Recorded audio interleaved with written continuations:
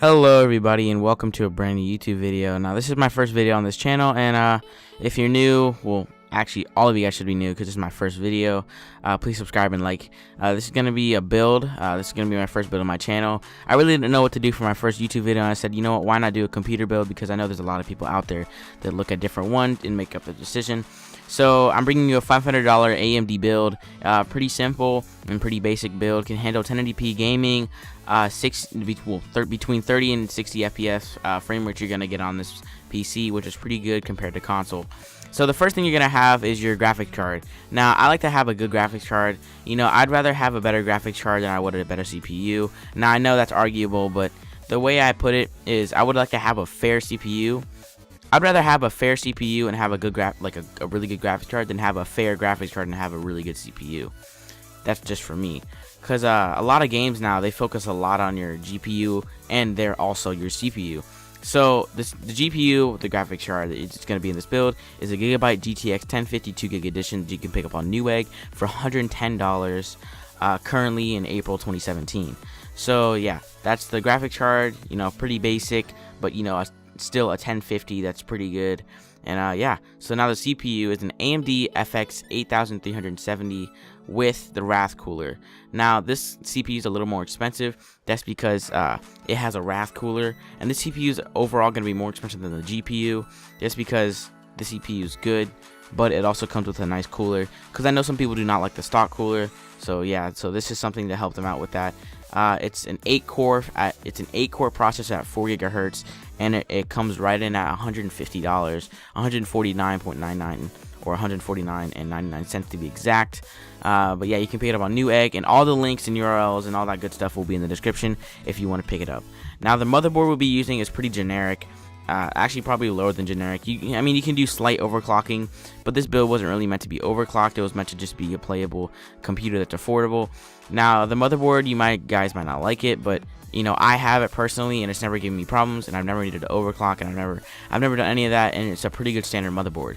There's nothing wrong on it. I've had it for a year, and it's been great. So it's an MSI 760 GMA P23 FX motherboard with an AM3 Plus socket. And it comes in at right around $45. Yeah, to be exact, $44.99. Again, you can pick this up on Newegg. The URL and link will be in the description. So yeah, pretty standard motherboard. If you guys want to do overclocking, you guys are gonna probably need another motherboard, but this one's pretty standard. I've never had problems with it, and yeah. So now to RAM. So I like having, you know, I like putting in maybe a little, like $10 more in a good looking RAM. I like having nice RAM. I mean, some people don't have side windows, but for this build, they're gonna have a case with a side window. So I like having, you know, RAM that looks nice, not just the green coating. Personally, myself, you know, RAM has always been essential to me to be 8 gigs. So that's why I chose 8 gigs for this build. You know, anything below that, I think you need more, but I don't really think you need more than 8 gigs either. 8 gig is just pretty much perfect. So we're gonna have Ripjaw's 8 gig, the 8 gig kick of DDR3, and it's gonna come in at $56 to be exact, $55.99. And yeah, so pretty solid RAM, DDR3, fits the build, looks nice, and yeah. So now to really get the power going, we got our power supply is an EVGA 430 watt. I know you guys might be thinking, why 430? That's so low, but honestly, it's not. You really don't need anything but a 430 watt. There's only, you know, I could see a 500 watt, 430, 500 watt. Those are fine, but anything over that's just kind of overkill. You really do not need that much wattage. I mean, honestly, a 430 is going to fit this build great, and it's just going to make it even better because of the price. It comes in at $35.68, so 36 basically, but yeah, you can pick it up on Newegg. Again, links, all that stuff will be in the description.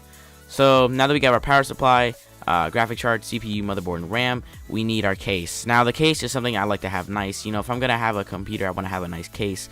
So I chose the Thermaltake Commander series. Well, it's part of the Commander series. It's a long name. It's a VN4006WN. And yeah, that's the model. You can get it white and black. That's the one I chose for this build. It's a mid-case tower, and it comes in at $50. To be exact, $50 and 50 cents. But yeah, $50, I can't beat that price. I mean, it's such a nice looking case. There's obviously other cases out there if you guys want to switch it up, but I just chose this case because it looks really nice. It's all white and black, you know. So yeah, now the last thing is how you're gonna store everything. That's what's gonna be with your storage, obviously. So I chose a 1 TB Western Blue digital drive for $50. I kid you not, $50, $49.99. And basically, it's really simple.